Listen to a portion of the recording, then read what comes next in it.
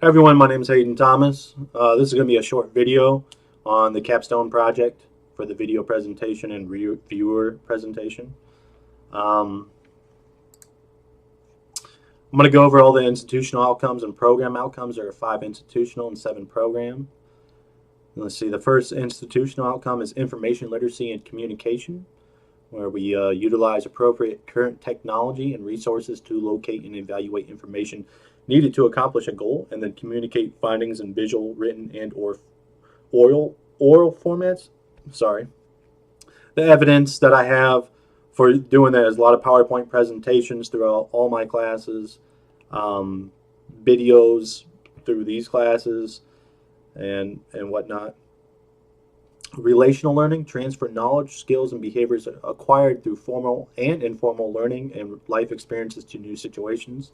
The evidence I have for that is pretty much all my classes where we did reflections at the end, and then we had to kind of relate what we learned at the end of each week and kind of put it in real life and in our lives perspective.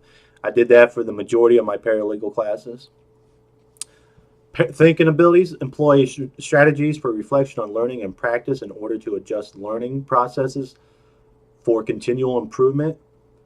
Each At the end of each class, I've kind of changed how I went about doing my classes, and how I want to tackle each thing. The evidence I have for that is that I maintain really good grades throughout my time here at Brighton Stratton. Um, yeah, quantitative and scientific reasoning follow established methods of inquiry and mathematical reasoning to form conclusions and make decisions. The most evidence I have for that would be actually my math class, where we had to apply what our math skills and form conclusions based off of what's going on in our real life, what we plan on making for our salary, how are we going to pay back our student loans, how much are the student loans, what are the benefits of paying them off early, and so on. Community Community and career participate in social, academic, and professional communities for individual growth and to function as a citizen of a multicultural world. The biggest evidence I have would be with this class, where we did an interview with a person from a different culture. I actually interviewed a individual from Brazil who lives in Brazil, and he speaks Portuguese and English. So that was a pretty neat thing, and that would be my evidence for it. Off to the program outcomes. Now there's 7 of them. So the first one is describe and discuss the basic responsibilities, legal and procedural theories, and limitations of a paralegal. The course name that I have the most evidence for that would be Pledge 110 with contract law. Now, there's also a beginning paralegal class with basic responsibilities, but I would say I really learned what it is to be a paralegal in my first contract law class. It involved the basic legal functions and limitations of a paralegal, what we can and cannot do, what are the ethics behind it, what's wrong, what's right, what are ethics, and whatnot. So the portfolio project and the contract law and all the classes throughout the paralegal thing would be evidence for that. The second one is define, apply, and defend principles of legal ethics within a variety of settings. I used civil litigation and also, once again, contract law for that. Um, Created many documents and with research of ethics and legal activities for the actual portfolio projects in those classes. 3, distinguish appropriate legal and terminology and utilize terms correctly in legal documents. I put Pledge 110 contract law, but you could also use domestic relations, tort remedies, criminal law, all these classes, legal research and writing, because each time you had to use correct legal terminology along with correct documents. I created many documents appropriate for certain legal situations, also while also using correct terminology. That would be my evidence for that. The fourth one is design and compose legal documents, including but not limited to correspondences, pleadings, briefs, and memoranda that are relevant to different substantive areas of law.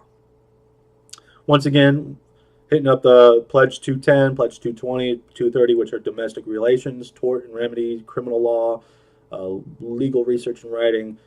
Each project for each of those classes, we use all the following and more of the pleadings, briefs, memorandas, all that stuff we used for every single one of those classes. I have a lot of evidence there. 5. Utilize electronic and print resources to locate primary and secondary law-related legal documents to research, summarize, and evaluate legal issues. The biggest evidence I have for that would be actually using Lexis Advance. Throughout our schooling here at Bryan Stratton, we use an online research tool which is called Lexis Advance, and it pretty much has all the case law, all the legal documents related to each particular case, and we use that to help conduct our research and also help us in our hypothetical situations in our cases, because law is mostly based off of precedent. So you'd use previous cases that are very similar to try to push your way within, to try to get your outcome. That's my evidence for that. Number 6 is identify and utilize information technology tools and skills in both general and law-related office practices. The evidence I have for that would be Pledge 140, Law Office Management, where it gave us specific understandings of the paralegal skills required of handling classified information, meaning everything has to be done in a certain way based off of a deadline and the correct legal path of who you have to file it to, how many parties get a copy of it, and whatnot. Law Office Management gave me the skills required for that.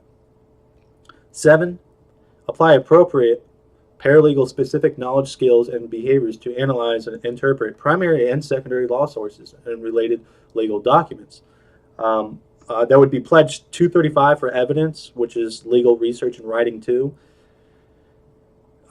As you are probably aware, interpreting the law is kind of difficult, and how you interpret it is based off of what the outcome of what it was, essentially, of each specific case. You know, there's different legal terms used throughout the whole course, and also as a paralegal, and you kind of have to have an understanding of what those terms are to actually be able to understand what law you're trying to use and how you're trying to apply it. It gave me a solid understanding of also differences between primary and secondary law sources, where we had to use both of those laws in all of our final projects, final exams, midterm exams,